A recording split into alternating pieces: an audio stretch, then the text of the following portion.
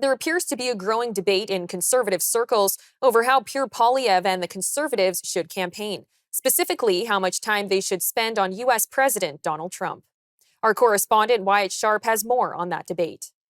Yeah, there's certainly an interesting divide kind of taking shape right now with respect to how Pierre Poilievre should address the question of Donald Trump. Of course, a lot of people, especially liberals and progressives in Canada, have a tendency to kind of compare Pierre Poilievre to Donald Trump. And that's worked for a little while because certainly a lot of the rhetoric and the character oftentimes can seem similar. But ideologically and policy-wise right now, it's becoming clearer and clearer that the two are actually two very distinct politicians. Pierre Poilievre has been trying to, hit back at Donald Trump, saying that Canada will never be the 51st state, hitting back at his tariffs, even pledging some of his own retaliatory tariffs if he does get elected as prime minister on April the 28th. And part of this divide is how much should the federal conservative leader spend? How much time should he spend talking about Donald Trump? And it begs the question, are voters tired about hearing about people like Donald Trump, or are they genuinely concerned and want to hear more? David Coletto, who's the CEO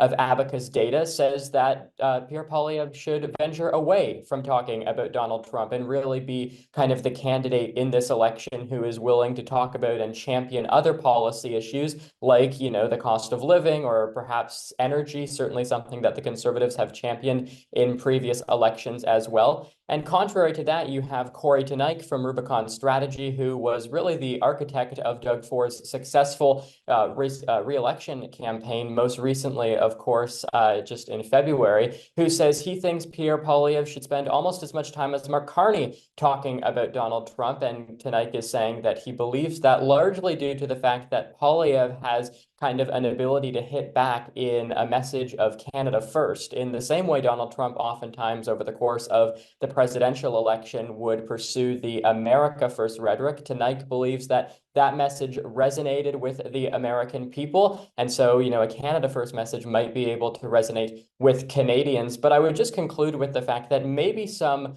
of kind of the debate around this issue is, given how kind of apathetic Canadians feel right now towards Donald Trump, the kind of question of whether or not Pierre Poilievre should embrace some of the rhetoric that we saw from Donald Trump over the course of his election campaign certainly seems like an obvious one to me and to many political observers, in the sense of Canadians, I would imagine, are trying to steer as far away from Trump as possible right now, and Poilievre likely will want to do the same as he edges closer to election day.